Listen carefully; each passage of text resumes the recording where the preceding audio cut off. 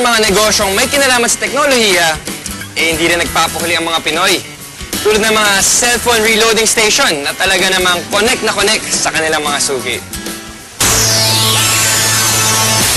Sa panahon ngayon, isa na nga sa pangunahing pangangailangan natin ang cellphone.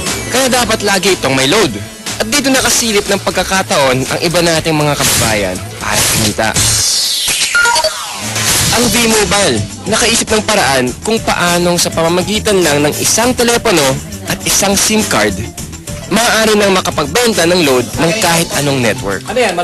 Ang kaibahan nitong V-Mobile, gamit mo yung cellphone mo, makapagbebenta ka ng lahat ng klase ng prepaid, cards at saka electronic, para magkaroon ka ng negosyo. Taong 2008, nagsimula ng V-Mobile ang negosyong ito. Ang sistemang gamit nila, all-in-one load service, kaya one-stop shop ang kanilang serbisyo. Kailangan mo rito, at least meron kang cellphone, meron kang maliit na puhunan, hindi mo kailangan ng malaki, although pwede rin maging malaki ang puhunan mo. Yan ay depende sa kung plano mo sa negosyo. Kung gumagamit ka ng internet, napakasimple lang gagawin mo. Punta ka sa aming www.loadextreme.ph. Tapos pag nakita mo na itong website nito, diba, yung online loading, kiklik mo, lalabas dyan yung aming dialog box. I-enter mo yung account mo, papasok mo. So, in this case, pipiliin ko na lang, papasok ko yung aking sikretong PIK. Tapos mamimili ako ng produkto. Tapos, lalagay ko yung cellphone number. Kiklik mo ngayon yung send load.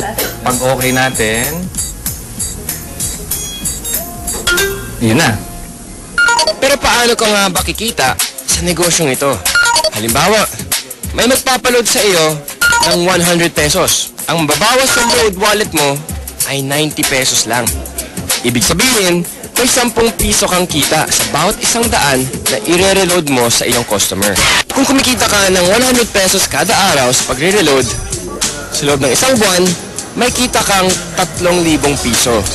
Anip, tulad ni Peewee, na nakatuwaan lang daw noong una ang reloading business. Kasi nagulat kami, nung nag-start kami noon, magbabarkada lang kami. So every night magkakasama kami. Nakakatuwa. Nung 5 lang kami nagsimula, 5 members na kami, kapatid ko, mga barkada ko.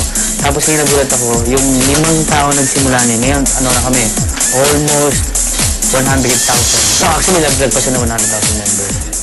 Ayun, sa simpleng pagpindot-pindot lang daw niya ng cellphone, kumikita raw si Peewee ng mula 1,000 hanggang 5,000 piso kada linggo. Ano pang hinihintay niyo mga kapartner? Oras na para ang hilig niyo sa paggamit ng cellphone, pakinabangan niyo rin at maging isang maliit na negosyo. Kung mas pinili mo na lang manatili sa bahay ngayong summer, narito ang isang kapaki-pakinabang na tip. At dahil mainit ngayon, alam kong hindi nyo maiwasan na gamitin ang inyong mga aircon. Ito ang isang tip para makatipid kayo sa pagkonsumo ng kuryente. Ilagay sa timer mode ang aircon at iset sa 2 hanggang 3 oras lamang. Pagkatapos nito, buksan ang ventilador para mapanatili ang lamig ng kwarto.